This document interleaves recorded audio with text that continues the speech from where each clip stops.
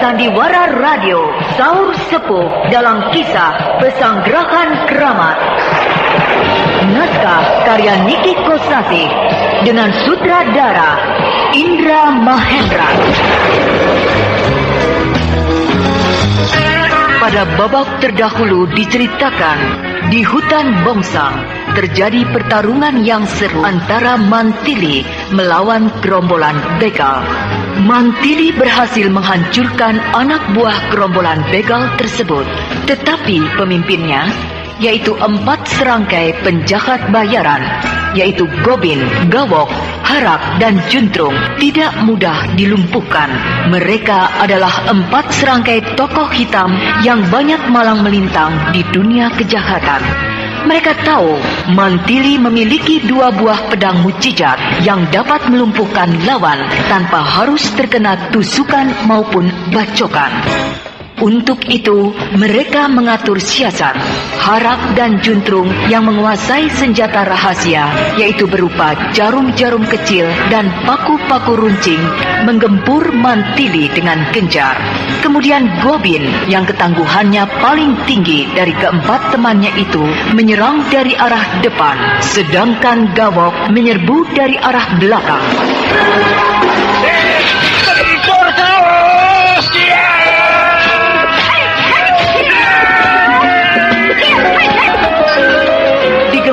Demikian rupa, mau tidak mau, Mantili kewalahan. Dia harus membagi perhatiannya ke 3 arah. Serangan dari muka, serangan dari belakang, dan gempuran ratusan jarum dan paku runcing yang tidak henti-hentinya mencecar dengan gencar. Lambat laun, Mantili mulai terdesak. Keempat serangkai begal hutan Bongsang menjadi girang melihat Mantili terdesak. Mereka semakin bersemangat menggempur Mantili. Kalau begini caranya, aku bisa mampus. Si Gobin dan si Gawok yang menyerang aku dari depan dan belakang bisa aku tahan. Tapi si Harak dan si Juntrung yang menggempur aku dari jauh dengan senjata rahasia itu yang membuat aku kelabakan. Baik, mereka dulu yang aku habiskan. Kemudian baru si Gobin dan si Gawok. Kemana dia? Kemana dia? Hilang. Mantili hilang. Tidak hilang, tapi melompat ke atas dengan cepat. Ya, aku melihatnya sekilas. Awas! Dia ada di belakang kalian! Harap! Juntrung, awas!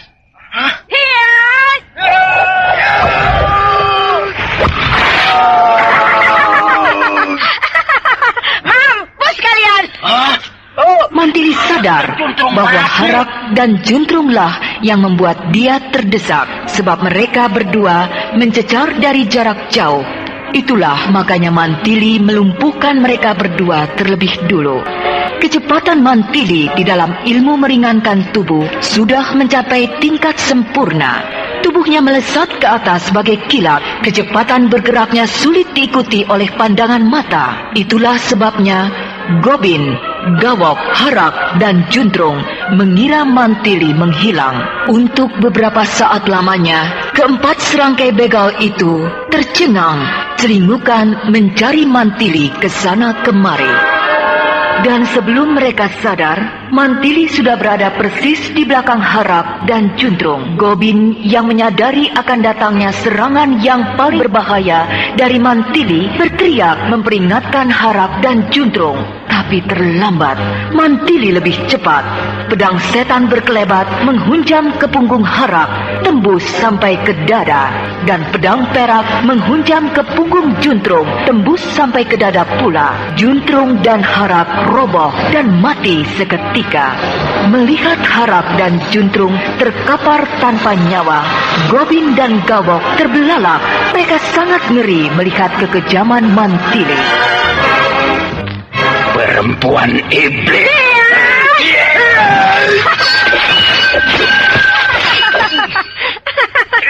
Dua orang teman kalian, si penyerang gelap, sudah mampus.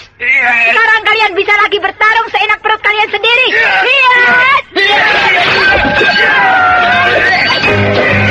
Tanpa memberikan lagi kesempatan untuk berpikir banyak kepada Gobin dan Gawok, secepat kilat Mantili menyerang dengan melakukan serangan kilat. Keruan saja Gobin dan Gawok menjadi gelagapan. Gobin dan Gawok yang merasa gentar melihat kekejaman Mantili menjadi ciut. Mereka menjadi kalang kabut, digempur habis-habisan oleh Mantili. Dan pada jurus yang ke-50, pedang setan Mantili berkelebat menyambar leher Gobin. Dengan gugup, Gobin berusaha menangkis. Akibatnya, dua buah pedang berbenturan dengan keras. Pedang Gobin bukanlah pedang mujizat seperti pedang setan. Maka pedang itu seketika patah menjadi dua bagian. Pedangku patah.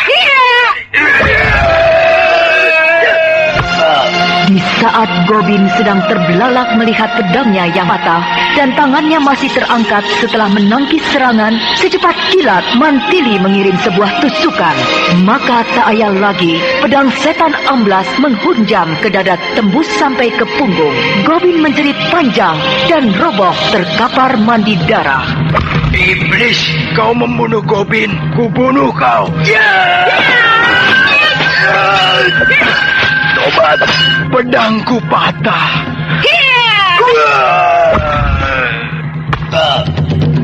Gawok yang melihat Gobin sahabatnya tewas dengan histeris menyerang Mantili secara membabi buta. Tapi hanya sekali babat, pedang Gawok patah menjadi dua bagian. Gawok terbelalak dan tertegun dan hendak bergerak mundur. Tapi dia terlambat. Pedang perak di tangan kiri Mantili lebih cepat. Dengan deras menghujam ke dada Gawok. Dengan jeritan panjang, Gawok roboh dan tidak bangun lagi untuk selamanya. Tamatlah riwayat kalian, 4 serangkai begal hutan bongsang. Hei, kalian anak buah begal, siapa yang penasaran? Ayo maju. Baik, hari ini aku bubarkan gerombolan begal hutan bongsang. Kalian harus meninggalkan hutan ini, cepat. Sejak hari ini, hutan bongsang bebas, tidak ada begal. Kumbang! Nah, Kumbang, tugas kita yang pertama sudah selesai. Sekarang kita harus menyelesaikan tugas yang kedua. Menjumpai 3 raja bajak laut di pantai Bakasin. Hup! Hiya! Hiya! Hiya! Hiya!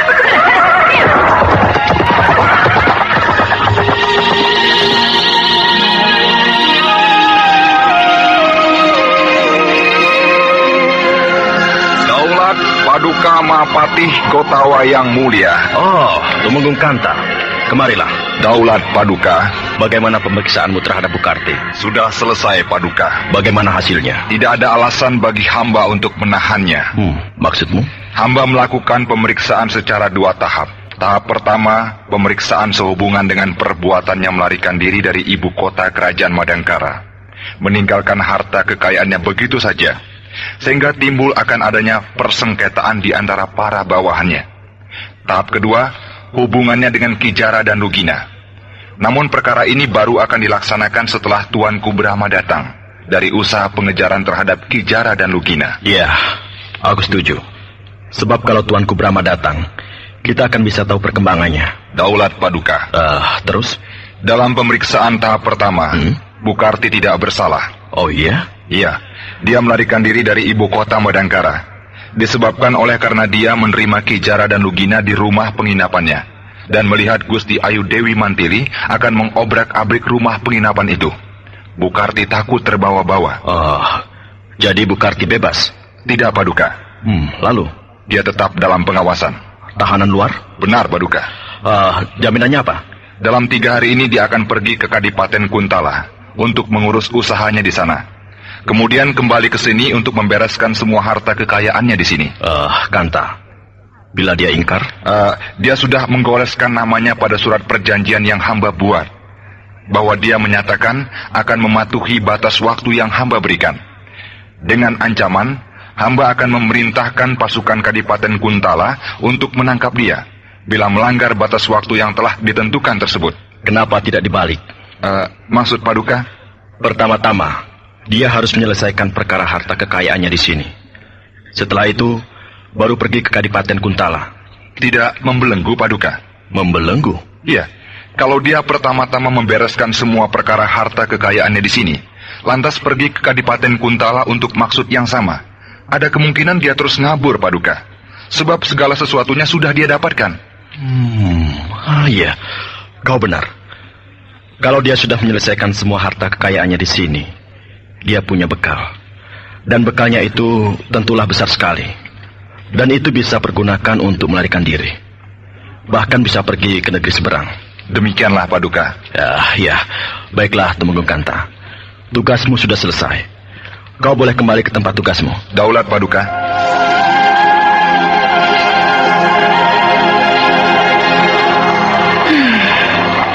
Cerdik juga si Tumenggung Kanta itu.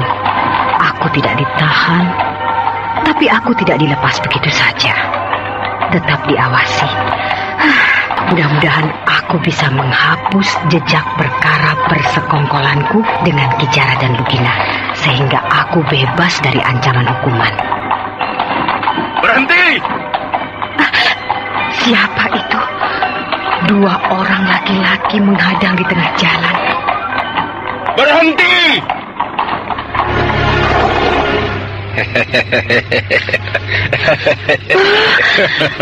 Kijara, Lugina. Apa kabar Bu Karti? Sudah lama kita tidak ketemu ya. Waduh, kemana saja kalian ini? Kalian sampai hati membiarkan aku sendirian menempuh bahaya. Kami juga mencari Bu Karti. Kemana-mana tidak ada. Sampai bingung. Aku baru pulang dari ibu kota Madangkara. Hah? Bu Karti dari ibu kota Madangkara? Ya. Berarti dulu itu ketika penginapan Hegar digempur oleh pasukan keraton, Bu Karti tidak jadi pergi. Masih tetap bertahan di sana. Pergi juga. Aku melarikan diri. Tapi kenapa sekarang berkata baru dari ibu kota Madangkara? Ceritanya begini. Turunlah dari pedati. Lalu kita duduk-duduk di sana di bawah pohon yang rindang itu. Ya, ayo. Dulu itu, waktu terjadi keributan di penginapan Hegar, aku diam-diam melarikan diri. Ditemani oleh si Opak pelayan penginapanku. Si Opak yang brengsek itu, yang suka berteriak-teriak kalau memanggil orang. Ya, tapi dia sudah mati. Mati? Di desa Ganyong, dia main mata dengan seorang perempuan yang sudah punya suami. Suaminya pencemburu. Lalu mereka berkelahi, si Opak yang mati. Opak. Kasihan. Bu Karti waktu itu lari kemana? Ke Kadipaten Kuntala. Berani benar. Kadipaten Kuntala masih daerah bawahan Kerajaan Madangkara. Di sana Bu Karti bisa ditangkap oleh pasukan Kadipaten. Rencanaku di sana hanya 2 hari saja, hanya untuk mengambil harta simpananku. Selanjutnya, aku akan terus ke Kadipaten Kempul yang berada di wilayah Kerajaan Bantam Girang. Tapi rencana itu tidak jadi. Kenapa? Aku bertemu dengan Rompal dan Turgil. Rompal dan Turgil? Siapa mereka? 2 orang pelaku pengerusakan dan pembakaran Goa Pantai Selatan. Hah? Mereka yang merusak dan membakar Goa Pantai Selatan? Ya. Ini dia nih.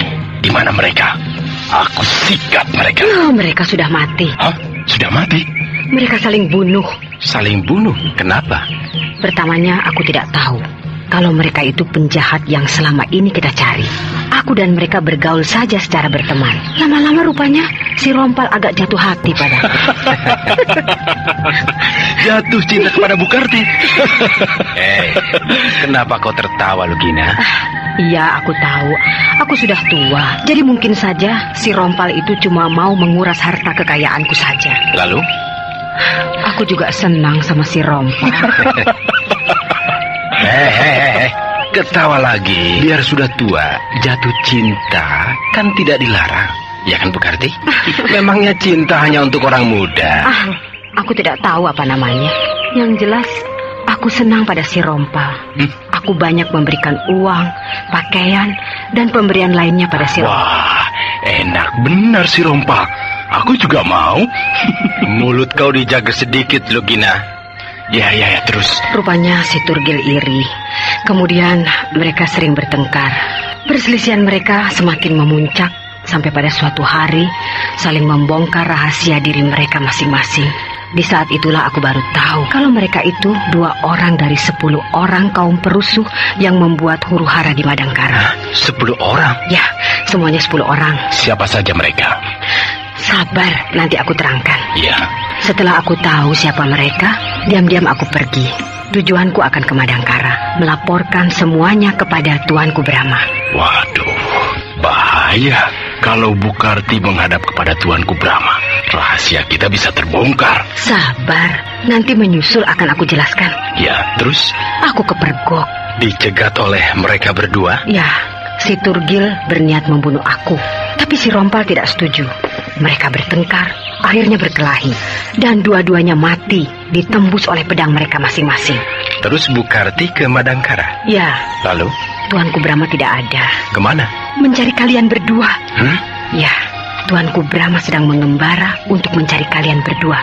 Kau Kijara dan kau Lugina. Celaka, perkara ini semakin ruwet. Alah, kita sikat saja pakai ajian Waringin Sungsang. Beres. Tidak segampang itu, Lugina. Dia berani mencari kita karena mungkin dia sudah punya ilmu penangkal ajian Waringin Sungsang. Saat ini, ajian Serat Jiwa adalah ilmu kedikjayaan yang paling tinggi. Tapi oleh ajian Waringin Sungsang, hancur. Nah, mau ilmu apa lagi yang dia pertunjukkan pada kita? Brahma orangnya cerdik dan rajin, tidak kenal putus asa. Dia tentu menempa diri untuk menemukan sebuah ilmu kedikjayaan yang bisa melebihi ajian Waringin Sungsang. Kau takut? Aku tidak takut. Tapi aku tidak pernah menganggap remeh terhadap musuh. Ya. Kita lihat saja nanti. Bukarti, lalu di Madangkara kau menjumpai siapa? Pati Gotawa dan Mantili. Lalu apa kata mereka? Begini. Bukarti kemudian menceritakan semua pertemuannya dengan Patih Gotawa dan Mantili. Diceritakannya pula Mantili dengan murka berangkat untuk mencari kaum perusuh. Kemudian Bukarti diserahkan kepada Tumenggung Kanta yang menjabat sebagai ketua pengadil di Keraton Madangkara. Kijara dan Lugina mendengarkan dengan penuh perhatian.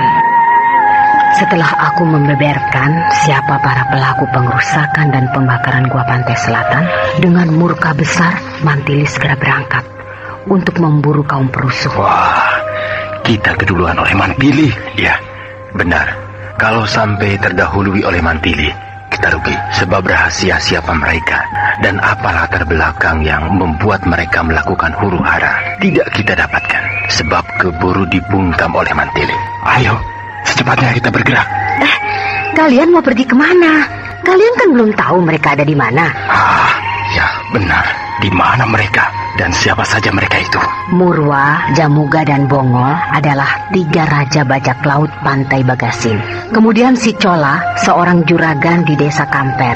Lalu Gobin, Gawok, Harak, dan Juntrung adalah 4 serangkai raja begal hutan Bongsang. Nah, itulah mereka. Ayo, kita hancurkan mereka. Sabar, sebab mereka hanya wayang. Wayang? Ya, dalangnya ada. Maksud Bukarti? Mereka yang aku sebutkan tadi itu adalah para penjahat bayaran. Mereka melakukan perbuatan jahat karena dibayar. Nah, yang penting si pembayar ini, sebab dialah dalang dari semua huru-hara. Siapa dia? Juragan Lantang. Juragan Lantang? Aku baru mendengar nama itu. Sama, aku juga tidak kenal.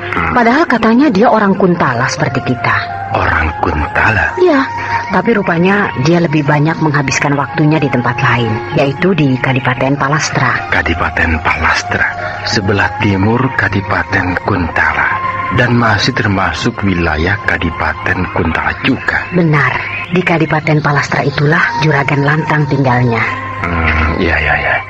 Ayolah, kita bereskan semuanya. Sebentar, masih ada yang akan aku tanyakan pada Bukarti. Mengenai apa? Bukarti bisa bebas berkeliaran. Berarti Bukarti tidak ditangkap oleh Mantili atau oleh pasukan keraton. Padahal Bukarti berkomplot dengan kami yang punya rencana paling berbahaya bagi Madangkara. Siapa bilang? Maksud Bukarti? Begitu aku selesai membeberkan semuanya, aku ditahan dan langsung diserahkan kepada Tumenggung Kanta. Tumenggung Kanta? Siapa dia? Ketua pengadilan Keraton Madangkara. Lalu kau diperiksa? Iya, 1 hari penuh aku diperiksa. Kau bongkar rahasia kita? Tidak. Bagus. Aku percaya Bukarti paling cerdik dan licin kalau mengelabui seseorang. Aku dibebaskan, tapi tetap diawasi. Iya. Boleh pulang ke Kadipaten Kuntala, tapi hanya diberi waktu 10 hari. Setelah itu harus segera kembali ke ibu kota Madangkara. Selanjutnya tidak boleh pergi kemana-mana lagi, menunggu sampai tuanku Brahma datang. Dan akhirnya nasibku tergantung dari hasil perkara antara tuanku Brahma dengan kalian berdua. Gila, mereka meringkus kau secara halus, Bukarti. Memang aku dibuat tidak bebas, tapi secara halus. Kalau tuanku Brahma tidak bertemu dengan kami, lantas mau apa? Perkara Bukarti bisa terkatung-katung untuk waktu yang tidak menentu. Itulah yang aku risaukan. Kami ingin menolong Bukarti, tapi kami tidak mau bertemu dengan tuanku Brahma. Jadi semuanya terserah Bukarti. Kami bisa membawa Bukarti ke suatu tempat yang aman, yang tidak akan terjangkau oleh pihak Madangkara. Aku memilih tetap berada di ibu kota Madangkara. Oh, berarti kau bunuh diri. Bunuh diri? Sebab bagaimanapun juga, cepat atau lambat, rahasia kita akan terbongkar. Saat itulah aku dan Lugina dengan resmi menjadi musuh besar Madangkara. Lalu kalau Bukarti berada di ibu kota Madangkara, maka Bukarti akan menjadi bulan-bulanan kemarahan Mantili dan Brahma. Dan kemudian pada akhirnya Bukarti dihukum gantung. Nah, sayang bukan? Semua harta kekayaan yang dengan susah payah Bukarti kumpulkan bertahun-tahun hilang lenyap begitu saja. Karena Bukarti mengakhiri hidup di tiang gantungan. Oh, alangkah sia-sianya. Kalaupun aku melarikan diri, tetap akan diburu. Akhirnya aku hidup sebagai buronan. Sudah aku katakan, pergi ke tempat yang tidak dapat dijangkau oleh orang-orang Madangkara. Di mana di kolong jagat ini tempat yang tidak dapat dijangkau oleh orang-orang Madangkara? Sampai ke kerajaan Malaka, tuanku Brahma pernah malang melintang di sana. Memang benar, Kijara. Apalagi Brahma punya burung Raja Wali raksasa yang bisa membawanya terbang mengelilingi jagat raya dalam waktu yang singkat. Kalau mengingat itu semua, memang tidak akan ada tempat yang tidak dapat dijangkau oleh Brahma. Tapi apakah kita akan menyerah begitu saja? Pasrah tanpa usaha? Lalu bagaimana? Segala sesuatu yang bakal terjadi di hari esok, lusa, minggu depan, bulan depan, tahun depan, tidak ada seorang pun tahu. Hanya Sang Maha Pencipta yang tahu. Bahkan hari ini, nanti sore, kita tidak tahu apa yang akan terjadi. Nah, kenapa kita harus bimbang menghadapi segala sesuatu yang belum pasti? Iya, benar juga. Memang, siapa tahu besok atau lusa kita menemukan suatu cara yang paling jitu untuk menanggulangi semuanya ini. Entah bertemu dengan seorang yang pintar, seorang guru, atau seorang raja yang akan memberikan kebahagiaan hidup kepada kita. Nah, itulah yang aku maksudkan. Yang intisarinya adalah tentang keterbatasan manusia. Kijara, buah pikiranmu sangat baik dan masuk akal. Tapi aku pun punya gagasan. Bagaimana gagasanmu? Kenapa tidak berani menyongsong bahaya? Menyongsong bahaya? Ya, sebagai pihak yang dikejar-kejar sangat tidak enak. Nah, kenapa kalian tidak berbalik menjadi sebagai pihak yang mengejar? Maksud Bukarti? Brahma sekarang sedang mengembara. Arti kasarnya sedang mengejar kalian berdua. Nah, sekarang kalian yang mencari dia. Kijara dan Lugina yang mencari Brahma. Wah, Bukarti menyuruh kami menantang Brahma. Menantang atau ditantang sama saja. Brahma mencari kalian, berarti dia menantang kalian. dan kalian yang ditantang. Sekarang kalian yang mencari Brahma. Berarti kalian yang menantang Brahma. Nah, kalian dan Brahma sama-sama menjadi penantang. Saling tantang-menantang. Selesai bukan? Bu Karti mau cuci tangan ya? Sama sekali tidak. Sebab kalah atau menang, aku tetap akan dikejar-kejar. Kalau Brahma yang menang, Brahma yang akan mencari aku. Kalau Brahma yang kalah, jago-jago Madangkara lainnya akan mencari aku.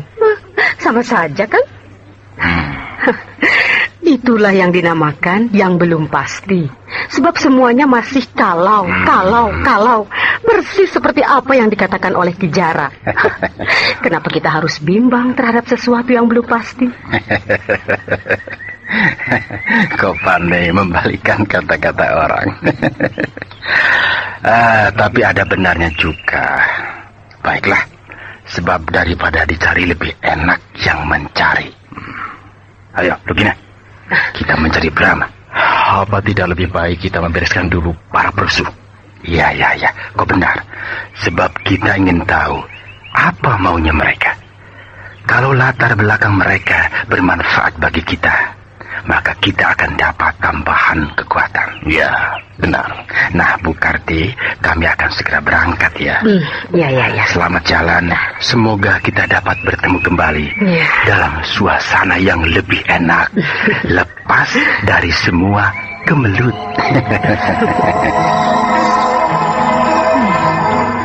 Nampaknya di depan sana ada sebuah desa. Desa apa ya? Kalau menurut perhitungan perjalananku, desa itu sudah lepas dari wilayah Kadipaten Kuntala. Artinya, tidak termasuk wilayah Kadipaten Kuntala. Daerah di luar batas desa ini. Pemandangannya sangat bagus. Di sebelah kiri, terhampar perkebunan palawija. Di sebelah kanan, terhampar perkebunan kopi. Luas sekali, tapi nampaknya tidak terurus. Keadaan tanaman kopi itu tidak beres, kurus-kurus dan kering. Padahal aku lihat tanah di sini subur. Itu ada seorang buruh perkebunan sedang membersihkan tepian kebun. Sampurasun. Kampes. Desa ini, desa apa namanya di sana?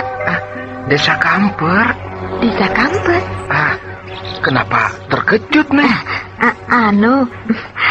Begini Pak, di desa ini saya punya seorang teman, sudah lama tidak bertemu. Siapa namanya, Neng? Juragan Cola. Wah, beliau majikan saya, Neng. Oh ya? Perkebunan kopi yang luas ini milik Juragan Cola. Kelihatannya perkebunan kopi ini kurang diurus. Kena hama, Neng. Hama? Iya, entah hama apa namanya. Tapi ganas sekali. Sampai perkebunan kopi ini jadi berantakan. Ya, Juragan Cola memang sering sial. Sering sial? Sering ganti usaha, Neng. Pertama-tama membuat kebun teh. Maju sekali. Tehnya laku. Tapi tidak lama kemudian merosot. Kebun teh dijual. Lalu buat kebun bawang. Begitu juga, Neng. Mulanya maju. Tapi kemudian merosot. Sekarang ganti kopi. Mulanya juga begitu maju. Kopi Juragan Cola laku sekali. Sampai dikirim ke luar daerah. Ya. Tapi tidak lama kemudian merosot, Neng. Oh ya? Mutunya kalah oleh kopi dari seberang. Lebih sial lagi, diserang hama. Ya habislah semuanya. Mungkin dia tidak berbakat jadi pengusaha perkebunan. Usaha lain juga pernah dicoba, Neng. Sama saja, jatuh bangun. Atau mungkin ada sebab lain yang membuat dia sering mengalami sial? Katanya sih, tapi saya hanya dengar-dengar saja, Neng. Apa katanya itu, Pak? Juragan Cola itu bekas seorang penjahat. Masa? Katanya bekas seorang pembunuh bayaran, Neng.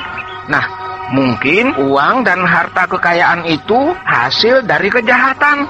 Jadi selalu sial, Neng. Maju sedikit, terus bangkrut, bangun lagi, bangkrut lagi. Begitu berulang-ulang. Ya, uang haram, Neng. Iya.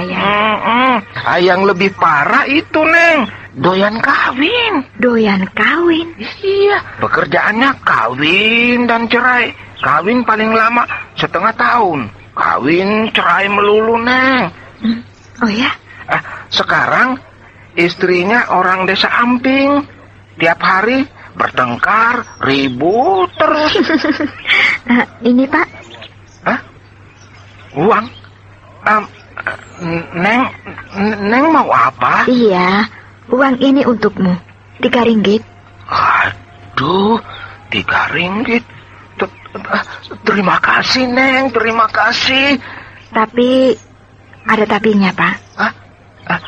Tapinya itu apa, Neng? Katakan kepada majikanmu, Juragan Cola. Aku menunggu dia di sana. Di seberang perkebunan kopi ini. Ada sebuah tegalan. Nah, di situ aku menunggu Juragan Cola. Neng ini siapa sih? Aku kekasih gelap Juragan Cola.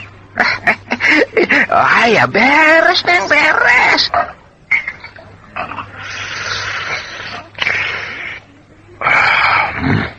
Kopi apa air sumur ini? Hambar begini. Kopinya habis. Habis? Kopi kita sih banyak. Sudah tahu, kopi punyaku bukan banyak lagi, tapi seabrek-abrek. Tuh, bertumpuk-tumpuk di gudang, sebab tidak laku. Ya, aku maksud kopi seberang. Habis? Yang kau minum itu yang penghabisan, tinggal sedikit. Belinya sih sedikit, yang banyak begitu. Punya perkebunan kopi, kok minum kopi buatan orang lain? Di mana-mana juga begitu. Yang punya warung nasi, mana mau makan di warungnya sendiri. Mesti makan di warung nasi orang lain. Yang punya warung minuman keras, tidak pernah minum minuman keras. Tukang cukur rambut, tidak pernah mencukur rambutnya sendiri. Nah, begitu juga aku. Aku punya perkebunan kopi. Minum kopi buatan orang lain. Aturan mana itu? Ngaco. Sudah, diam. Sedang pusing begini, semakin pusing saja. Makanya jangan ngatur perempuan melulu.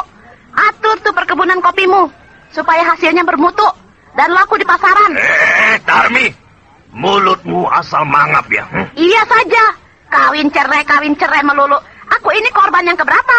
Salah perempuan sendiri. Kenapa mau kawin dengan aku, ha? Termasuk kau. Kenapa mau jadi istriku? Aku kira setelah kawin dengan aku, kau akan insaf. Malah semakin menjadi-jadi. Tidak bisa melihat ada perempuan sedikit menceling, mata melotot. Kau kira aku tidak tahu? Diam-diam kau sering ke rumah si Yuna. Janda muda di seberang kali itu. Duit untuk beli obat hama tanaman kopi, kau berikan pada si Yuna. Buat beli kain, kebaya, selop, dan sebagainya. Mana bisa maju, punya usaha kalau begitu terus. Alah. Menyesal aku kawin sama kau. Hah? Bener nih, menyesal. Waduh, senang banget ya. Kau pikir aku akan minta cerai, lantas kau bebas, kawin lagi dengan si Yuna? Jangan harap. Sudah, diam. Berisik. Memang aku akan diam kok. Sebab aku akan pergi ke sumur mencuci pakaian. Perempuan yang satu ini bawel banget. Memang si Tarmi istriku yang ini lain dari istriku-istriku yang lain. Semua istriku yang dulu diam dan penurut. Tapi yang ini berani sama aku main bentak. Juragan. Oh, Sudrun. Mau apa kau? Longok-longok dari jendela. Mau nonton aku bertengkar dengan bini? Oh, tidak, Juragan. Masa begitu? Kan tidak baik. Terus mau apa? Pinjam duit? Atau pinjam beras? Bukan, Juragan. Ada kabar penting. Dari Yuna? Apa katanya? Sini kau, ayo masuk cepat. Juragan. Istriku sedang di sumur, jangan takut. Ayo katakan. Yuna pesan apa untukku? Bukan dari Yuna, Juragan. Lalu dari siapa? Dari yang lain. Yang lain? Masa Juragan lupa? Kebanyakan sih jadi lupa. Namanya siapa? dia tidak mau menyebutkan namanya. Dia hanya mengatakan dari kekasih gelap Juragan Cola. Begitu katanya. Kekasih gelap? Waduh, Juragan, cantik sekali. Saya kira hantu. Saya hampir pingsan, Juragan. Oh, perempuan cantik dibilang hantu. Bagaimana kau ini? Ya, saya kaget banget. Sebab tiba-tiba ada di belakang saya, Juragan. Wah, meskipun siang hari, tapi di perkebunan kopi itu sepi sekali, Juragan. Hanya saya sendirian. Lalu, dia berkata apa saja? Saya tunggu Juragan Cola di tegalan seberang perkebunan kopi. Begitu, Juragan. Baik, aku segera ke sana. Sebentar, aku bilang dulu sama istriku. Tumben, Juragan. Aku bukan takut sama istri. Tapi kalau mau pergi, perlu juga bilang dulu sama istri. Supaya dia tahu kalau ada tamu, aku sedang tidak ada di rumah. Iya, betul, Juragan. Darmi! Apa? Darmi, aku pergi dulu. Kemana? Ada perempuan mencari aku. Laki-laki buaya. Moga-moga kau dimakan macan.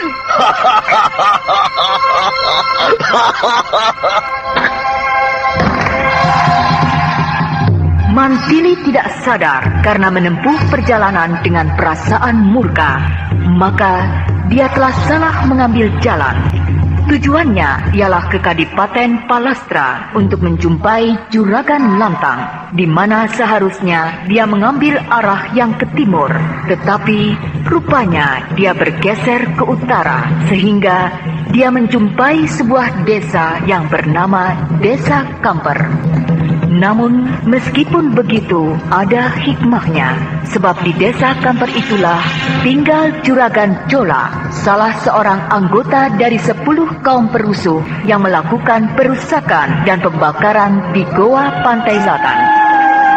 Juragan Cola berbeda dengan para penjahat lainnya.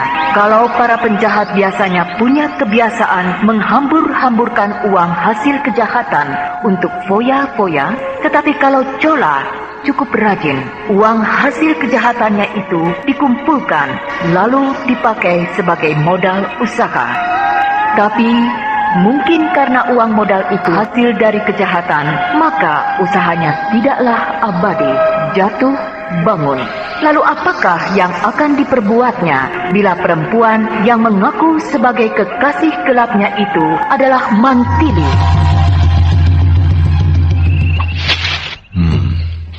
Di tempat inilah katanya perempuan itu menunggu aku. Tapi mana ya? Tidak nampak seorang manusia pun di sini. Apa kabar Juragan Cola? Perempuan itu tiba-tiba ada di belakangku. Cantik sekali dia. Siapakah kau, Nona? Rasanya kita baru berjumpa. Aku Mantili, adik kandung Brahma Kumbara, Raja Agung Madangkara. Hah? Mantili? Iya, akulah si pedang setan. Mau apa? Mau apa kau kesini? Akulah yang harus bertanya. Mengapa kau merusak dan membakar gua Pantai Selatan? Aku disuruh Juragan Lantang. Kenapa kau mau?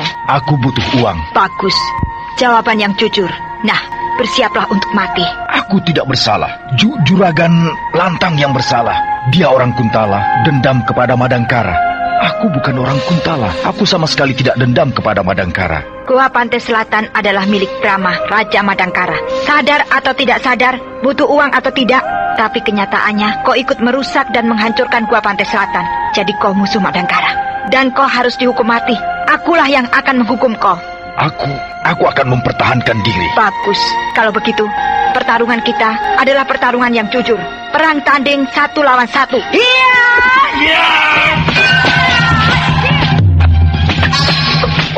Juragan Cola sebenarnya adalah seorang penjahat bayaran yang tingkat ilmu pedangnya cukup tinggi. Tetapi karena hatinya terlanjur gentar, maka permainan pedangnya menjadi kacau.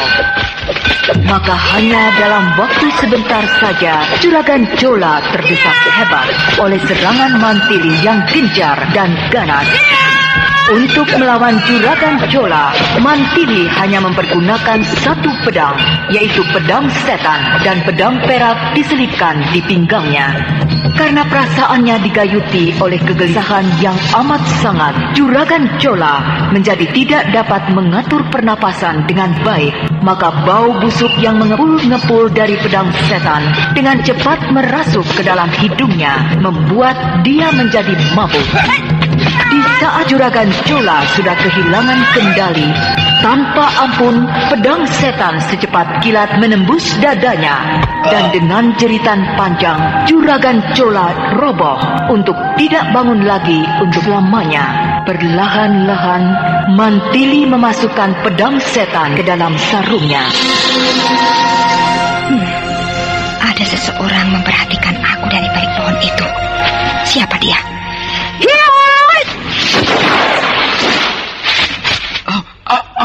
Ampun, saya jangan dibunuh. Kau Kisana. Aku kira siapa? Ampun. Kau bukan musuh aku. Musuhku hanya Juragan Chola. Jadi sama sekali aku tidak berniat membunuhmu. Iya. Aku terpaksa membunuh Juragan Chola sebab dia punya kesalahan yang sangat besar kepada negeriku, Madangkara. Iya, saya mendengar semuanya. Bagus. Berarti kau bisa menerangkan kepada semua warga penduduk desa Kamper ini.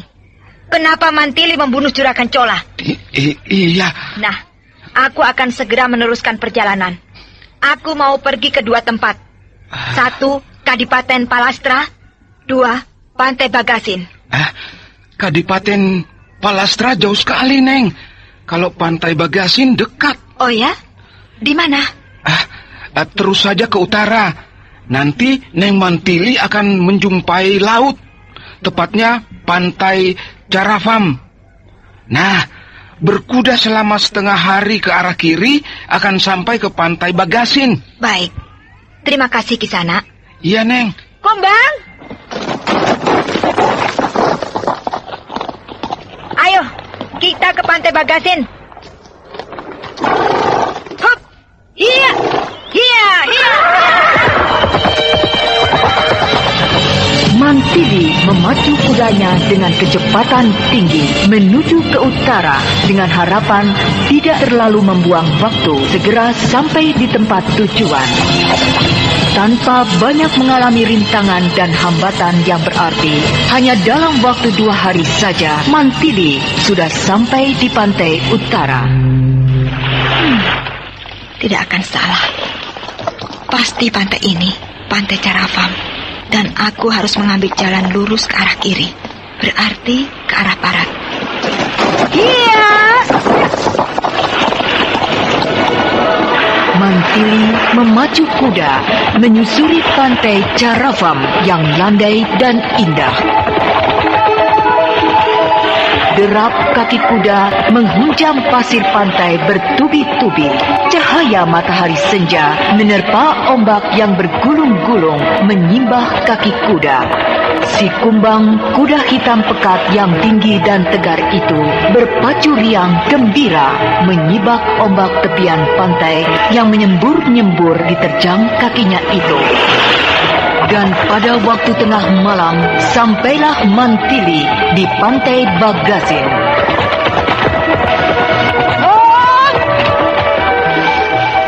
Di depanku terhampar sebuah kampung nelayan. Apakah itu Pantai Bagasin? Baiklah, aku akan bertanya kepada salah seorang nelayan. Nah, Kumbang, kita jalan biasa saja, tidak usah berpacu.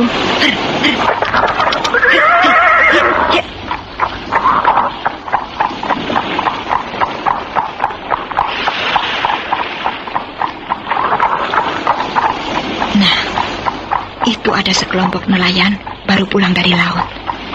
Mereka sedang menyeret perahu ke darat. Haji Kulatiu! Haji Kulatiu!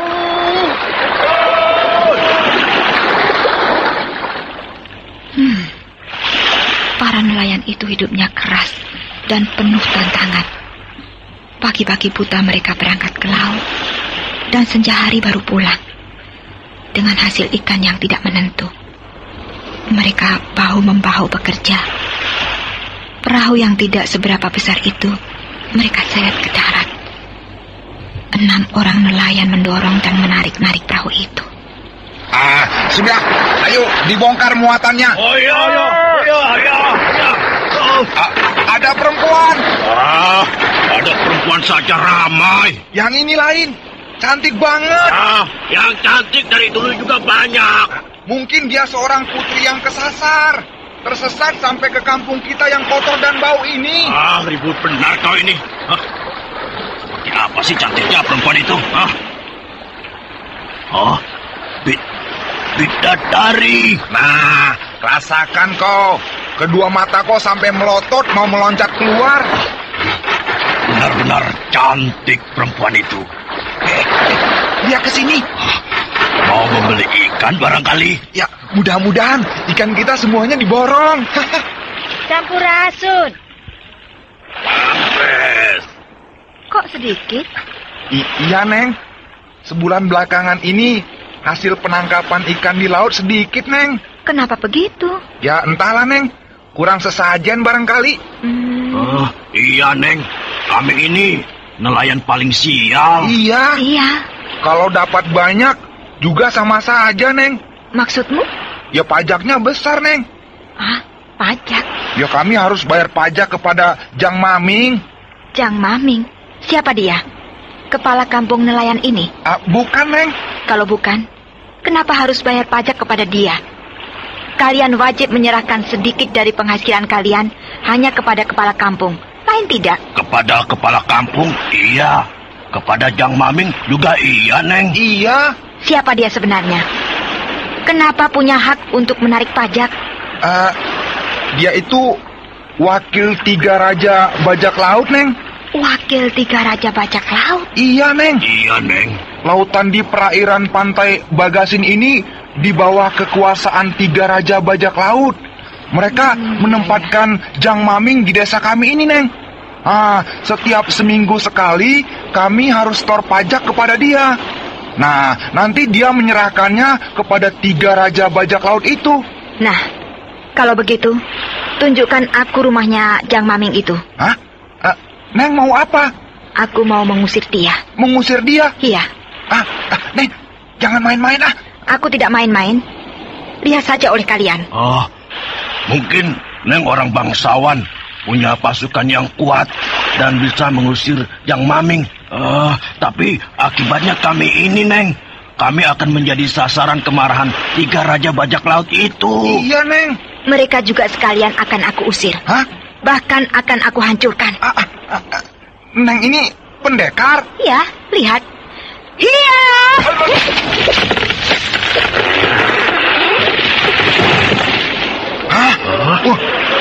Yang layar perahu kita disabet oleh pedang. Wah, patah jadi 3 potong. Kapan mencabut pedang? Tahu-tahu yang layar itu sudah patah-patah. Nah, kalian lihat sendiri bukan? Kalian tidak melihat kapan aku mencabut pedang. Dan kapan aku melompat ke tiang layar itu. Dan kapan pula aku membabatkan pedangku. Itu semua karena aku bisa bergerak cepat sekali. Sukar diikuti oleh pandangan mata kalian. Iya, tiang layar itu terbuat dari kayu besi yang sangat keras dan besar, sebesar paha. Tapi jadinya seperti batang pohon singkong yang ditebas pakai golok. Wah, patah-patah dengan mudah, Neng. Nah, aku sekarang mau tanya. Kamu jadi nelayan sudah berapa tahun? Ya, lama juga, Neng, 5 tahun. Nah, tentu sudah berpengalaman banyak. Lalu berapa lama waktu yang kau butuhkan untuk naik ke tiang layar yang besar dan tinggi itu? Ya, lama juga, Neng. Sebab saya harus merayap melalui tali temali untuk sampai di puncak tiang layar itu, Neng. Tapi aku hanya sekejap mata saja, bukan? Iya, Neng benar-benar seorang pendekar. Sebab kami juga bisa memotong tiang layar itu pakai gergaji atau pakai kampak. Tapi lama, 1 hari baru selesai. Tapi Neng cuma pakai pedang, sekali sabet patah jadi 3. Nah, sekarang percaya tidak, kalau aku bisa mengalahkan Jang Maming dan 3 raja bajak laut itu? Kalau dengan Jang Maming pasti ramai, Neng. Sebab Jang Maming juga ahli main pedang. Wah, tapi kalau dengan 3 raja bajak laut itu, wah, berat, Neng. Mereka orang-orang sakti. Aku tidak takut dengan orang sakti. Ayo, antar aku ke rumah Cang Maming. Sebentar, Neng. Iya. Ya, perahu layar kami rusak, Neng. Lalu? Ya, meskipun perahu layar kami sudah jelek, tapi itu modal kami satu-satunya, Neng.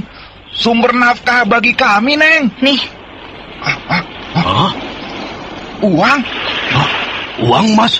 Oh, banyak sekali. Ambil semuanya. Terlalu banyak, Neng. Iya, Neng, terlalu banyak, Neng. Yang rusak hanya tiang layar saja, Neng. Paling banyak juga hanya 10 ringgit. Iya. Sedangkan uang emas satu kantong besar ini bisa sampai 60 ringgit, Neng. Ambil saja semuanya. Tapi jangan lupa, bagikan yang rata, semuanya harus kebagian. Baik, Neng. Terima kasih.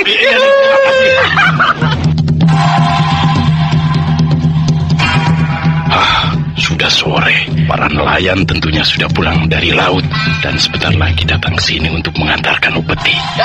Jang Maming. Tolil, bagus. Kau memang paling patuh mengantarkan upeti untukku. Sini, cepat. Waduh, Jang, celaka, Jang. Celaka apa? Iya, upeti untuk Jang Maming dirampas. Apa? Dirampas? Betul, Jang. Semuanya tandas, Jang. Wah, tidak bersisa sedikit juga, Jang. Siapa yang merampas, ha? Itu Jang, perempuan. Kau jangan main-main, Tolil. Aku potong leher kau. Jangan, Jang. Lihat saja sendiri, Jang. Apa? Lihat sendiri? Iya, orangnya masih ada, Jang. Mana? Di rumah saya, Jang. Di rumah kau? Setelah merampas uang saya, dia minta disediakan makanan dan minuman, Jang. Wah, sekarang masih ada, sedang minum-minum, Jang. Bangsat. Dia mau jadi jagoan, ha? Kupecahkan kepalanya.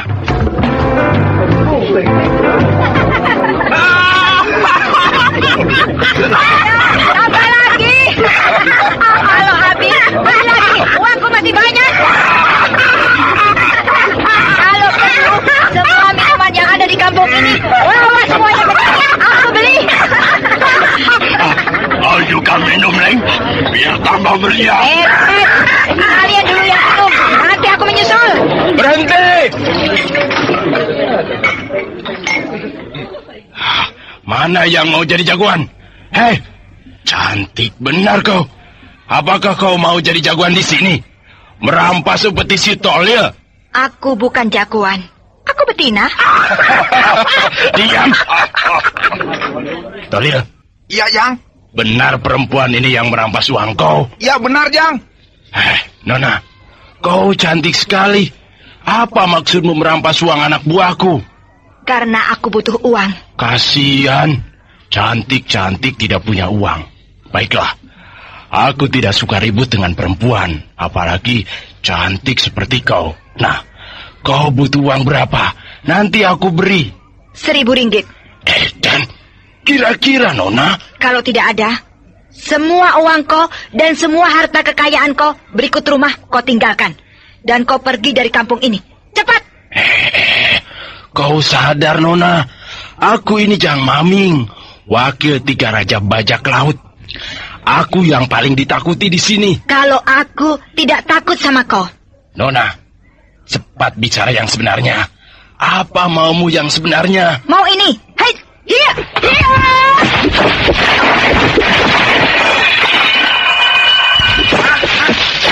Hanya sekali renggut, lalu dilemparkan. Wajah Maming dilemparkan keluar, nabrak pintu sampai jebol. Lihat, Yang Maming jungkir balik, berguling-guling di luar.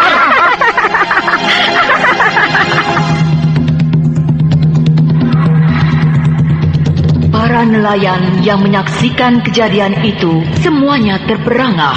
Jang Maming, sang jagoan dan yang paling ditakuti di kampung nelayan itu oleh Bantili, hanya sekali renggut lalu dilemparkan keluar rumah menabrak pintu sampai hancur berantakan. Jang Maming berguling-guling di halaman luar. Mantili tertawa terbahak-bahak. Apa yang akan diperbuat Mantili selanjutnya? Pada babak terdahulu, Diceritakan Mantili telah tiba di pantai Bagasin dan sudah pula mendapat keterangan yang jelas mengenai sepak terjang 3 raja bajak laut yang menguasai daerah tersebut. Mantili segera membuat ulah untuk memancing kemarahan mereka dengan cara bekerja sama dengan para nelayan. Uang yang biasanya harus disetorkan kepada para bajak laut oleh Mantili dirampas. Jang Maming yang merupakan wakil 3 raja bajak laut menjadi marah dan melabrak Mantili. Jang Maming mendatangi rumah si Tolil yang dipergunakan oleh Mantili sebagai tempat huru-hara.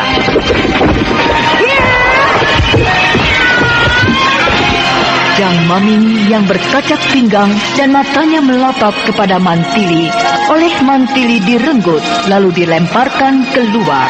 Tubuhnya melayang menabrak pintu sehingga jebol dan berantakan. Jang Maming terbanting di halaman, jungkir balik. Warga penduduk kampung nelayan terbelalak menyaksikan betapa Jang Maming sang jagoan yang paling ditakuti itu hanya sekali lempar, dia terkapar di tanah. Ayo, bangun, jangan tidur di tanah, kotor.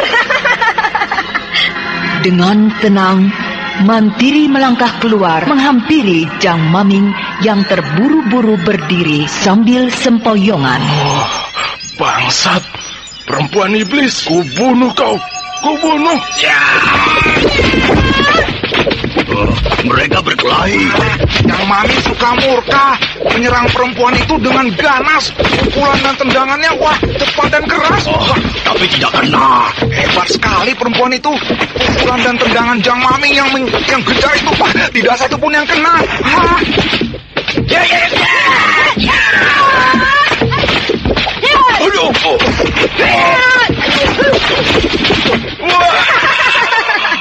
Ayo, bangun, bangun. Wah, bukan main. Jang Maming ditendang, mumbul ke atas lalu terbanting ke tanah.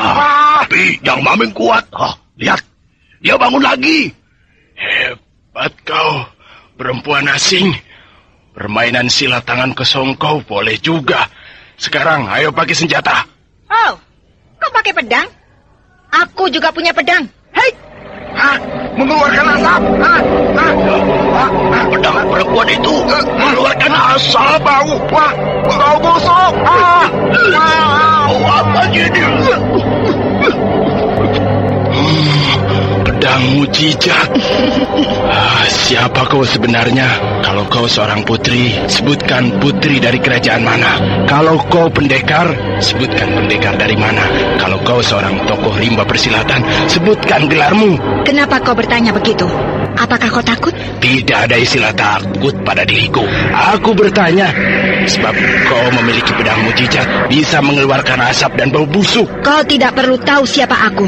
Tapi sebelum terjadi sesuatu pada dirimu, cepat kau pergi dari sini dan katakan kepada majikanmu si 3 raja bajak laut. Mulai hari ini, aku yang berkuasa di sini. Besar kepala. Kalau kau penasaran, majulah. Sombong. Mereka bertarung lagi.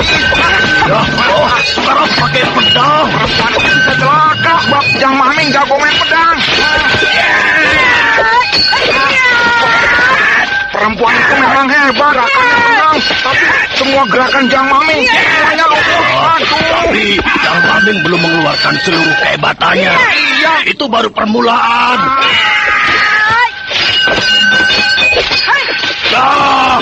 Jang Maming mulai ngamuk. Dia pedangnya berkelebat-kelebat cepat sekali. Tapi perempuan itu juga sama. Dia tubuhnya bergerak sangat cepat, pedangnya bergulung-gulung. Mataku jadi kabur. Iya itu, pertarungan tingkat atas. Wah, terlalu cepat, sukar diikuti oleh mata. Wah, hebat, perempuan itu jadi ganas, serangannya gencar sekali. Jang Maming terdesak. Waduh, Dia sempoyongan. mati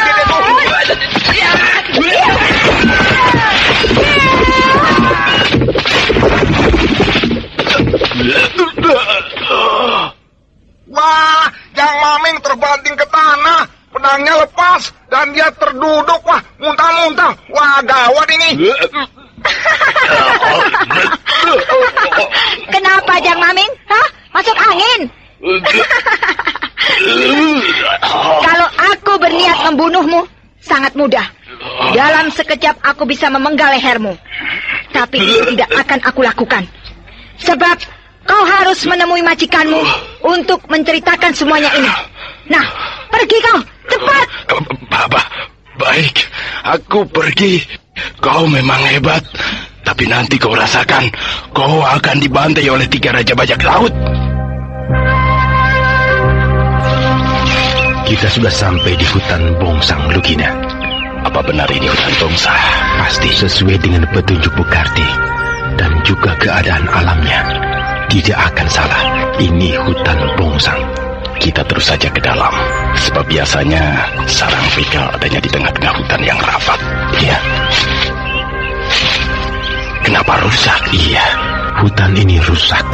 Dahan-dahan dan ranting pohon seperti bekas ditebas-tebas pakai golok berserakan. Juga di tanah ada bekas telapak kaki kuda berputar-putar. Iya, jejak kaki kuda ini berputar-putar di sekitar sini. Kijara, di sini bekas tapak kaki orang. Banyak sekali. Jelas sekali. Di sini bekas pertempuran. Mungkin gerombolan begal itu mencegat rombongan pedagang, lalu mereka bertempur. Ya, mungkin juga.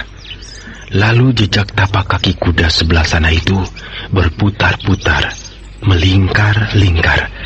Bekas pertarungan model apa itu? Pusing amat. Kita cari saja gerombolan begal itu. Kita hancurkan mereka. Ya. Ada asap. Mana? Tuh, dari sebelah sana. Ya, benar. Asap. Pasti itu sarang begal. Dan mereka sedang masak. Bagus, kita serbu mereka. Nah, itu sarang begal. 2 buah rumah panggung berada di tengah hutan.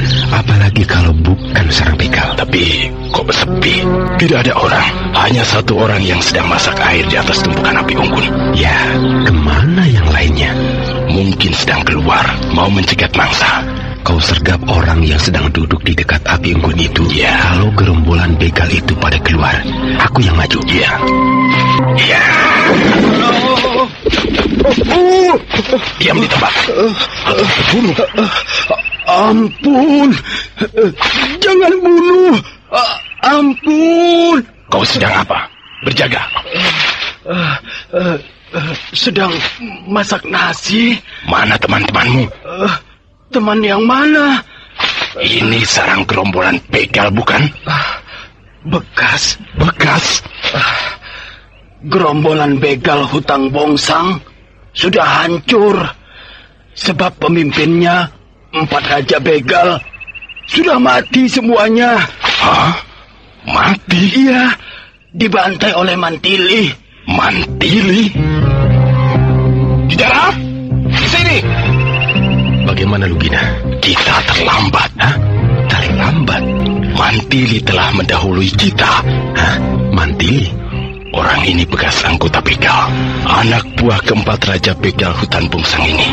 Menurut dia, 4 raja begal itu sudah mati. Dibantai oleh Mantili. Sehingga gerombolan begal itu kucar-kacir. Siapa nama kau? Bahlul. Teman-temanmu kemana semuanya? Bubar? Pemimpin kami sudah mati. Jadi kami bubar. Masing-masing pergi dengan tujuannya sendiri-sendiri. Jadi sarang gerombolan begal ini kosong? Iya, kosong. Lalu kau sedang apa di sini? Kenapa tidak pergi dari sini? Saya orang miskin. Tidak punya sanak saudara. Rumah tidak punya. Pergi dari sini, lantas mau kemana? Ya, sudah di sini saja. Mencoba jadi petani. Ya, kita kalah cepat oleh Mantili. Kita harus bergerak cepat supaya di tempat lainnya tidak terdahului oleh dia. Jadinya kita berlomba dengan Mantili. Ya. Dan bukan dengan Brahma. Tapi kalau nanti Brahma muncul, apa boleh buat? Kita harus menghadapi Brahma dan Mantili. 2 orang kakak beradik, tokoh utama Madangkara. Mantili mungkin tidak terlalu sulit untuk dilumpuhkan. Tapi kalau Brahma, mungkin akan ramai. Sekarang kita tinggalkan hutan bongsang ini dan secepatnya pergi ke Kadipaten Palastra untuk menjumpai Juragan Lantang, sebab Mantili pergi ke sana. Iya.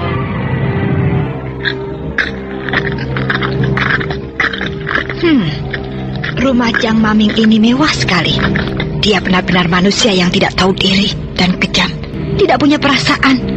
Kampung nelayan ini kampung yang miskin. Rumah-rumah nelayan jelek-jelek, menyedihkan. Tapi Jang Maming membangun rumah yang besar dan mewah, menyolok sekali. Iya, Neng. Dia orangnya memang tidak punya perasaan, Neng. Wah, kami sering kekurangan makan. Dia malah pesta pora, Neng. Makan-makan dan minum-minum dengan teman-temannya, anggota bajak laut, Neng. Iya, kami hanya bisa mengelus dada aja, Neng. Dan kejam. Kalau kami sakit, mana mau dia menolong kami. Pernah anak saya sakit keras, saya datang pinjam uang, malah dibentak-bentak, Neng. Manusia tidak berperi kemanusiaan. Dia hidup bergelimang kemewahan, sementara di sekelilingnya penduduk penuh penderitaan. Orang lain kelaparan, dia membuang-buang makanan. Orang lain kekurangan, dia berlebihan. Biadab, tidak punya rasa peri kemanusiaan.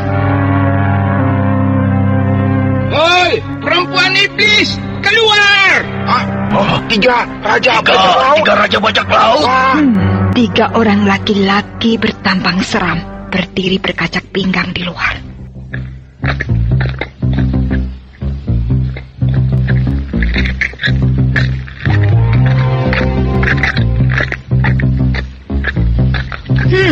Rupanya ini yang namanya si tiga raja bajak laut Bagasin, Murwa, Jamuga dan Bongol. Rupanya kau sudah tahu nama kami, Nona. Tentu saja, sebab kalian terkenal. Terus terang, kami kagum kepada kau, Nona. Seorang perempuan cantik akan merebut daerah kekuasaan kami, ya. Tapi sayang, kami keberatan. Keberatan atau tidak, tetap akan aku ambil. Baru kali ini ada yang berani berkata secara tegas terhadap kami. Sebab selama ini, baru mendengar nama kami saja, orang akan lari terbirit-birit ketakutan. Tak kau malah datang dan menentang kami. Aku selalu merasa senang berkenalan dengan orang-orang yang terkenal. Kau boleh kami tahu siapa nama kau, Nona? Mantili. Mantili? Ya, Mantili, adik kandung Brahma Kumbara Raja Madangkara yang bergelar si Pedang Setan. Apa maksudmu mencari kami? Tidak tahu atau pura-pura tidak tahu? Apa maksudmu? Masih ingat kepada Juragan Lantang? Juragan Lantang sudah mampus. Aku potong lehernya, dan sebelum mati dia menceritakan semuanya. Nah, kalian bertiga sebagai pelaku pengerusakan dan pembakaran Gua Pantai Selatan, bersiaplah untuk mati. Jangan sombong, Mantili. Meskipun kau punya julukan yang seram, si Pedang Setan, tapi kami, tiga raja bajak laut Bagasin, tidak akan mundur. Bagus. Berarti kalian punya keberanian. Dan memang aku tidak pernah menjatuhkan hukuman begitu saja. Aku selalu memberikan kesempatan untuk mempertahankan diri. Nah, majulah kalian bertiga sekaligus. Untuk melawan kau, tidak perlu main keroyok. Jamuga, ya, kau maju. Bereskan si Pedang Setan itu. Beres. Wah, langsung pakai pedang nih ya. Baik, aku juga pakai pedang. Hup, hiya. Bersinar. Gila, pedang mukjizat, mengeluarkan sinar. Terang sekali, menyilaukan mata. Aku sekarang punya dua gelar, si Pedang Setan dan si Pedang Perak. Nah, untuk menghadapi kau, cukup pakai pedang perak. Pedang setan ini akan aku selipkan di pinggangku. Nanti akan aku pergunakan juga kalau dipandang perlu. Jamuga, cepat serang dia.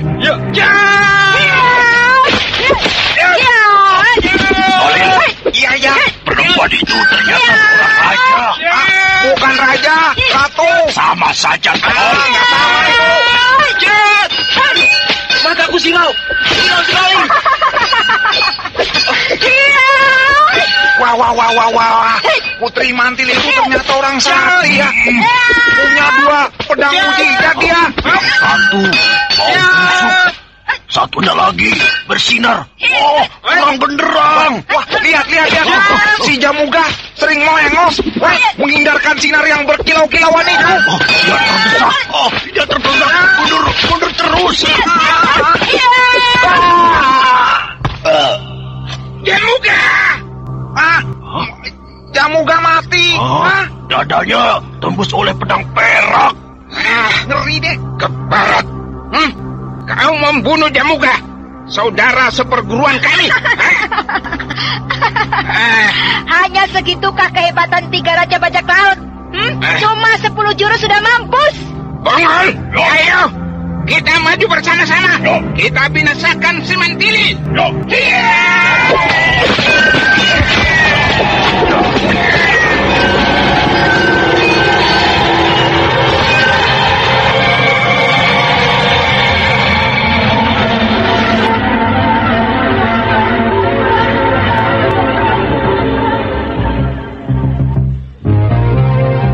Jamuga sebenarnya seorang bajak laut yang ganas, telah sering melakukan pertarungan. Tetapi karena Mantili mempergunakan pedang perak, maka dia menjadi gugup sebab tidak tahan terhadap sinar silau yang memancar dari pedang perak. Maka hanya dalam 10 jurus, Jamuga roboh, dadanya ditembus pedang perak. Melihat Jamuga tewas, Murwa dan Bongol menjadi murka dan secara bersamaan menyerang Mantili. Tapi dengan mantap, Mantili menghadang serangan 2 jago bajak laut itu.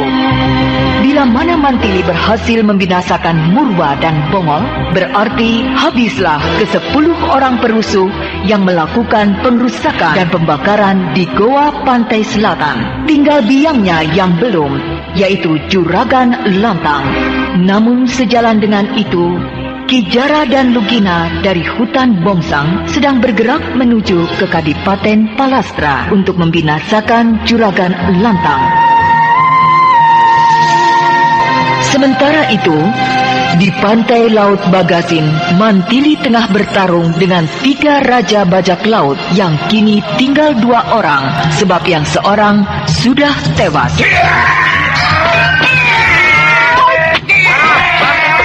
Mantili dikeroyok. Iya, 1 lawan 2.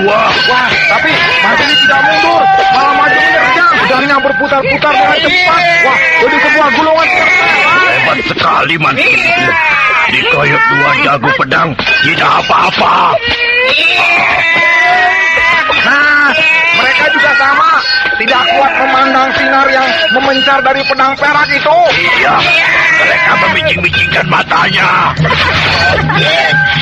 Mata kalian berai, silau ya?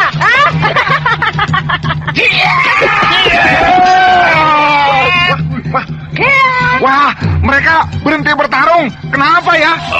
Mau ganti senjata barangkali. Bukan. Mereka mau ganti siasat. Wah, lihat. Tuh, Murwa dan Bongol berbisik-bisik. Iya. Kalau begini caranya, lama-lama mata kita buta. Oh iya, aduh, silau sekali. Kita rubah taktik. Kau serang dia dari belakang. Pasti kau akan bisa bertarung dengan agak baik. Sebab dari arah belakang tidak terlalu silau. Iya. Aku tetap dari muka. Dengan begitu, dia akan kewalahan. Iya.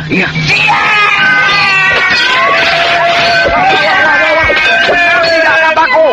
Murwa dan Bongol berganti siasat. Iya, Bongol sekarang lari ke belakang Mantili. Wah.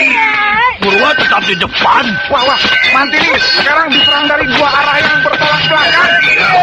Kemana Bongol dan Murwa tetap berada di 2 arah? Iya, jadi bingung tuh. Mantili sekarang mempergunakan 2 buah pedang mujizat. Pedang setan di tangan kanan dan pedang perak di tangan kiri. Iya. Wah. Makin seru. Bau busuk.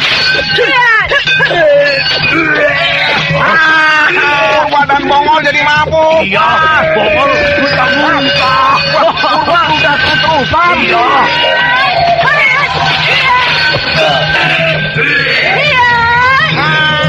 Bongol kena, dia terjungkal. Wah, lehernya hampir putus. Abis pakai pedang. Semua teman kalian sudah mampus.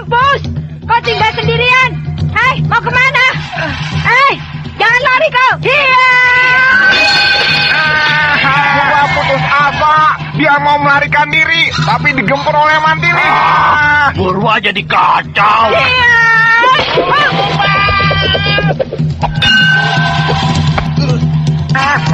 Murwa kena. Wah. Perutnya robek. Rupa mandi darah. Hebat sekali ya. Putri Mantili dia bisa mengalahkan 3 raja bajak laut, menguasa perairan Laut Bagasin. Iya.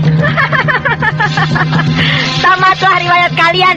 Hei, 3 raja bajak laut, semuanya mampus. Nah, itu dia Kadipaten Palastra, tempat tinggal Juragan Lantang. Jangan sekarang, nanti malam saja. Nanti malam kita memasuki Kadipaten Palastra. Siang hari begini tidak apa-apa, tapi untuk membekuk Juragan Palastra sebaiknya dikerjakan pada waktu malam. Sebab kalau siang bisa mengundang perhatian orang banyak. Iya.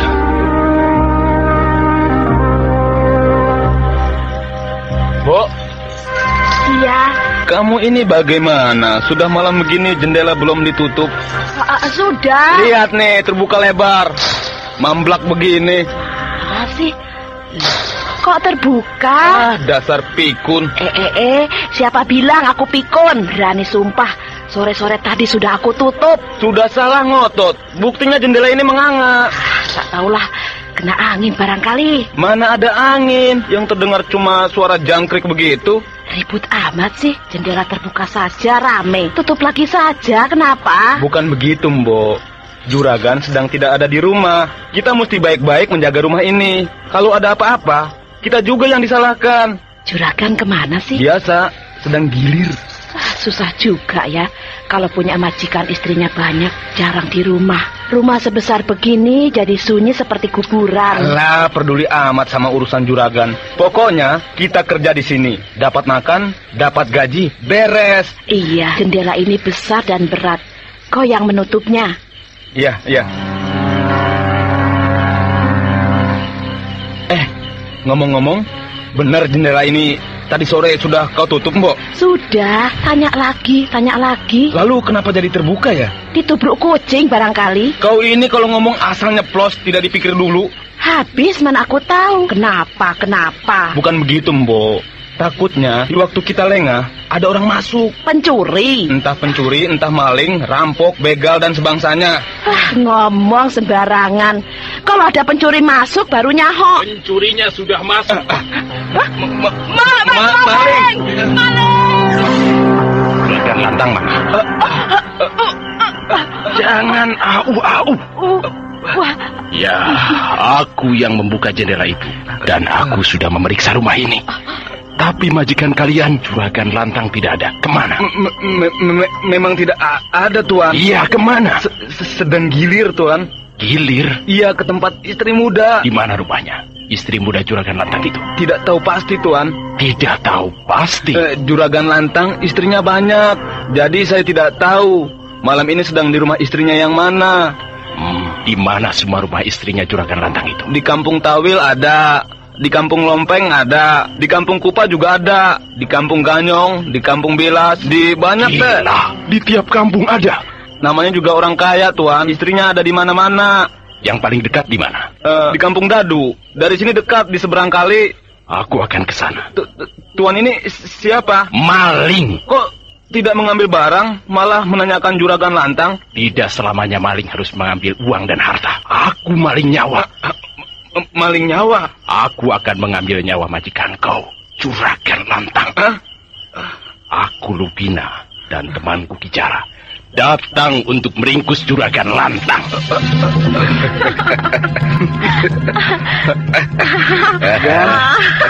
Juragan Lantang. Siapa? Saya Mijil, Gan. Barat. Mau apa kau malam-malam begini mengetuk-ngetuk jendela kamar? Ada pembunuh, Gan. Apa?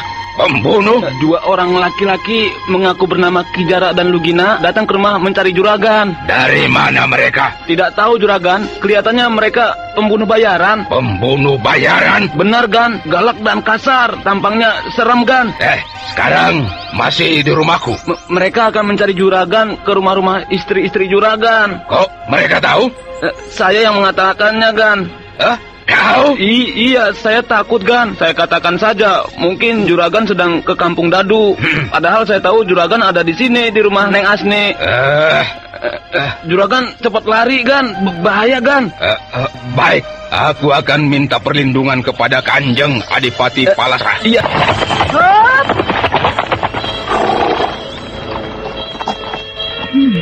Itulah Kadipaten Palastra. Pintu gerbang Gapura Tapal Batasnya sudah nampak. Perjalananku mengejar kaum perusuh akan berakhir di Kadipaten Palastra itu setelah aku membinasakan Juragan Lantang. Nah, ayo Kumbang, kita masuk ke Kadipaten Palastra itu. Hiya, hiya, hiya.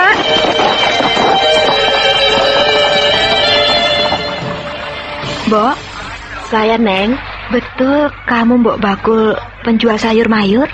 Oh, mari Neng. Tuh, sayur mayurnya lengkap, segar-segar, baru dipetik tadi pagi di kebun sendiri. Maaf, Mbok. Ya? Saya tidak akan beli sayur mayur. Saya hanya akan numpang bertanya. Oh, bertanya apa, Neng? Juragan Lantang, rumahnya di mana, Mbok? Juragan Lantang, orang terkaya di Kadipaten Palastra ini. Iya, betul. Oh, itu, Neng. Tuh, rumah yang besar dan mentereng itu, yang kelihatan dari sini nih. Iya ya. Terima kasih, Mbok. Tapi sepertinya kosong. Kosong? Iya, sudah 2 tahun saya jualan bakul sayuran di sini. Sering sekali saya melihat Juragan Lantang keluar atau baru pulang dari bepergian naik bendi. Juga para pelayannya sering berbelanja kepada saya. Iya. Tapi sudah 5 hari ini mereka tidak kelihatan. Sepi sekali. Rumah itu selalu tertutup. Padahal biasanya jendela-jendela dan pintu-pintunya suka dibuka. Juga pintu gerbangnya sering dibiarkan terbuka begitu saja. Iya, coba saya akan ke sana, Mbok. Iya, ya.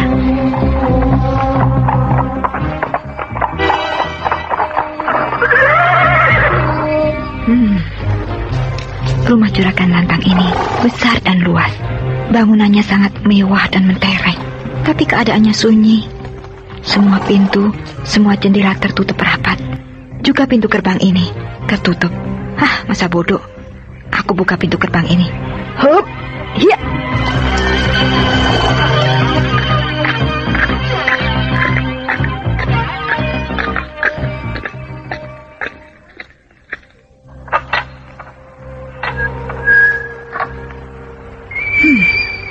Tidak dikunci. Ya, pintu gerbang ini ditutup, tapi tidak dikunci. Akan aku masuki rumah itu. Siapa yang berani menghalangi aku tumpas.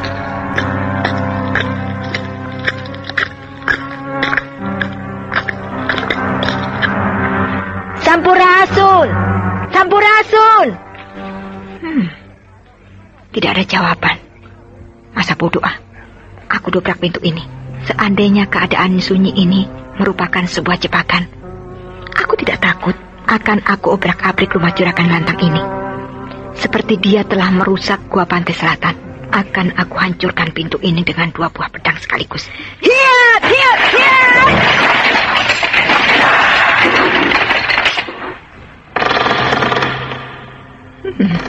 Ternyata di balik pintu ini tidak ada seorang pun manusia.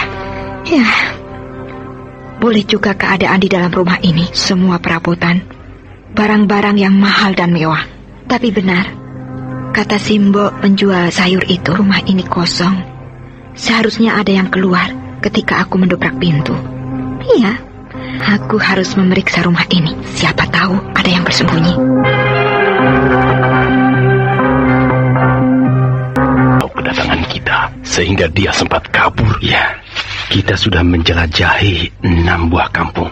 Ya, dan sudah pula bertemu dengan semua istrinya yang tersebar di mana-mana. Tapi semuanya tidak ada yang tahu di mana Juragan Lantang berada. kita kembali ke rumahnya di kota Kadipaten. Untuk apa? Siapa tahu justru dia bersembunyi di rumahnya itu. Kalau tidak ada, kita bakar rumah itu. Dibakar jangan, sebab yang kita butuhkan orangnya. Untuk dikorek keterangannya, lebih baik rumah itu kita periksa lagi secara lebih teliti. Sebab mungkin saja ada ruangan rahasia atau kamar di bawah tanah, tempat dia bersembunyi. Ya. Hei, lihat. Pintu rumah Juragan Lantang hancur. Pintu gerbang juga terbuka, menganga lagi. Pasti telah terjadi keributan di sini. Lihat, di samping pekarangan sana ada seekor kuda. Kuda hitam pekat, tinggi dan tegap. Rasanya aku pernah tahu dengan kuda itu. Mungkin itu si Kumbang. Si Kumbang? Kuda Mantili. Ya, kau benar. Itu si Kumbang. Kuda tunggangan Mantili. Kalau begitu, yang merusak pintu rumah itu Mantili. Dan pasti dia sekarang masih berada di dalam rumah itu. Ya, kesempatan yang bagus. Kita bunuh dia. Kau masuk dulu. Ya, langsung kau gempur. Aku akan menutup semua jalan keluar. Jadi kita bertarung di dalam rumah. Sebab kalau bertarung di luar, Mantili bisa merajalela. Ilmu meringankan tubuhnya sudah mencapai tingkat sempurna. Tapi kalau bertarung di dalam rumah, dia tidak akan leluasa mengerahkan ilmu meringankan tubuhnya. Karena ruangan menjadi sempit. Ya, baik.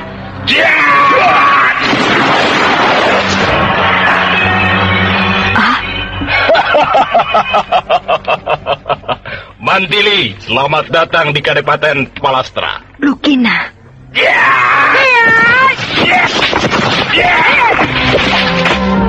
Mantili yang menaruh dendam kesumat terhadap Juragan Lantang tanpa peduli mencabut kedua pedang mujizat, dan pintu rumah yang sangat bagus itu dibabat oleh pedang setan dan pedang perak menjadi rusak dan hancur. Tapi tanpa setahu Mantili, saat itu juga Kijara dan Lugina telah pula datang ke rumah tersebut, dan mereka sangat terkejut melihat keadaan yang mencurigakan. Dan dengan cepat mereka sudah bisa menebak bahwa Mantili berada di rumah Juragan Lantang.